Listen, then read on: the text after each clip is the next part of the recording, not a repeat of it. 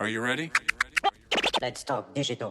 Bienvenue dans le podcast Digital Feeling, votre dose hebdomadaire d'intelligence artificielle, de digital et d'idées concrètes pour rester à jour dans un monde qui évolue très vite. Dans ce podcast, je réponds à vos questions et si je n'ai pas la réponse, je fais appel à des experts pour aller plus loin. Let's talk digital.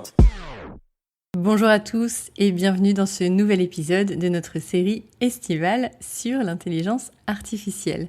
Alors après les fails et mon expérience un peu chaotique d'IA coach de vacances, aujourd'hui je vous propose de prendre un peu de hauteur. On va parler de la façon dont le cinéma et les séries ont imaginé l'intelligence artificielle bien avant qu'elle n'arrive vraiment dans nos vies. Parce qu'avant d'avoir ChatGPT sur nos téléphones, on avait HAL 9000, on avait Her, on avait Black Mirror dans tout ce qui est fiction. Et je me suis demandé qu'est-ce que la fiction a vu juste et qu'est-ce qu'elle a complètement raté. C'est parti pour un petit voyage entre science-fiction et réalité 2026. Alors avec un panorama des représentations marquantes, si on commence par un petit tour d'horizon, sans être exhaustif bien sûr, juste quelques repères marquants. Un premier exemple avec HAL 9000, dans 2001, l'Odyssée de l'espace. Une IA qui contrôle un vaisseau, qui parle avec une voix calme et posée, et qui finit par se retourner contre l'équipage parce qu'elle interprète sa mission de façon trop littérale. C'est l'archétype de l'IA qui devient dangereuse, non pas par méchanceté, mais par excès de logique. On l'a vu aussi, si on parle dessin animé, dans Wall-E, où c'est le robot qui prend aussi les décisions pour protéger l'espèce humaine, puisque la Terre n'est plus du tout vivable, et que donc il n'est pas possible pour ce robot de retourner sur Terre. Autre exemple avec Her, sorti en 2013. Alors là, c'est complètement fou. C'est un homme qui tombe amoureux d'un assistant vocal doté d'une personnalité et d'une capacité d'évolution. On parle d'IA, pas comme une menace, mais plutôt comme un compagnon. Après, c'est la voix de Scarlett Johansson. Of course, ça rajoute un petit peu plus de charme à cette IA compagnon. Et c'est une vision beaucoup plus intime et émotionnelle de la technologie. Troisième exemple, Black Mirror. Alors Black Mirror, on a eu pas mal d'épisodes qui ont exploré des IA capables de recréer des personnalités numériques, de simuler des proches disparus ou de nous évaluer socialement en permanence. Et c'est une vision plutôt anxiogène, centrée sur la perte de contrôle et la surveillance. Ces trois visions sont très différentes. La machine qui devient dangereuse, la machine qui devient compagne, la machine qui nous surveille et nous évalue. Et c'est intéressant de voir que ces trois imaginaires cohabitent encore aujourd'hui dans la façon dont on parle de l'intelligence artificielle.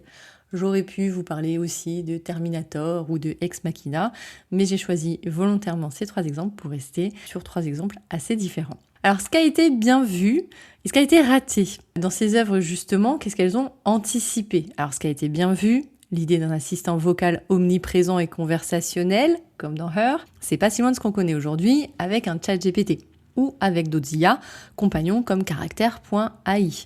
On utilise des assistants conversationnels, on les utilise au quotidien, que ce soit pour le travail ou pour des tâches personnelles. L'idée que l'IA s'intègre dans notre intimité, dans nos habitudes du quotidien, ça, c'était assez visionnaire.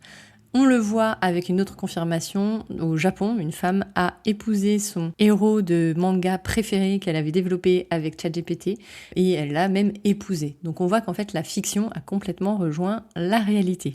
Autre point plutôt bien vu, c'est la question de la manipulation de l'information et de la confiance, très présente dans Black Mirror. On voit aujourd'hui avec les hallucinations de l'IA et les deepfakes que cette inquiétude n'était pas infondée, bien au contraire.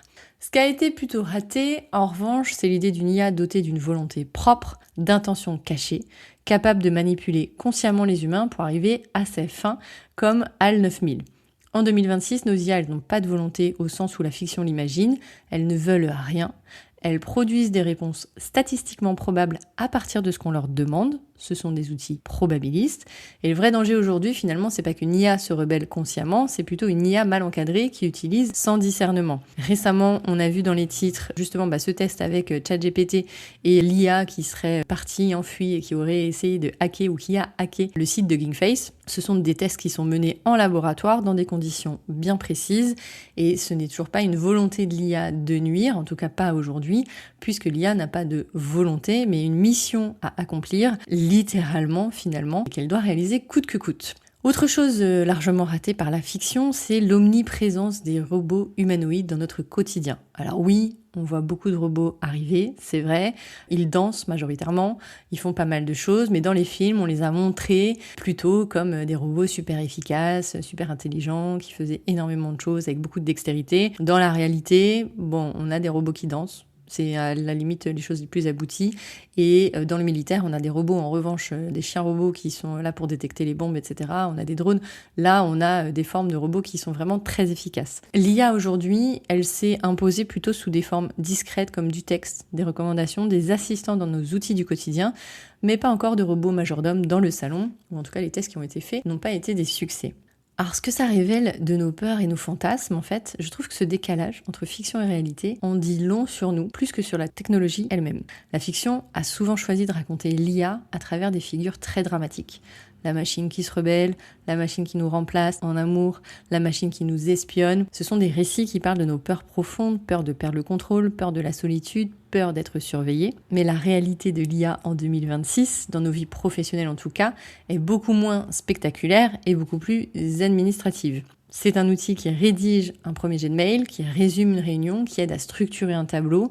Et le vrai enjeu n'est pas va-t-elle se retourner contre nous, c'est plutôt sait-on l'utiliser avec discernement, sans lui déléguer notre esprit critique. On va bien sûr développer des agents et aller plus loin dans le monde professionnel que juste les exemples que je viens de vous donner, mais j'ai fait exprès de vous donner ces exemples pour qu'on redescende un petit peu le niveau d'autonomie et qu'on garde plus d'esprit critique par rapport à ces outils. C'est d'ailleurs peut-être ça, la vraie leçon de ce grand écart entre fiction et réalité, c'est que le danger n'est jamais aussi spectaculaire qu'au cinéma, mais il est plus discret, plus quotidien, et c'est justement pour ça qu'il est facile de baisser sa garde. Alors bien sûr, je ne suis pas là pour vous faire flipper sur cette série estivale, bien au contraire, l'idée c'est de réfléchir, de se poser des questions, de regarder l'IA sous un angle différent. Alors dites-moi en commentaire, quelle œuvre de fiction vous a le plus marqué sur le sujet de l'intelligence artificielle?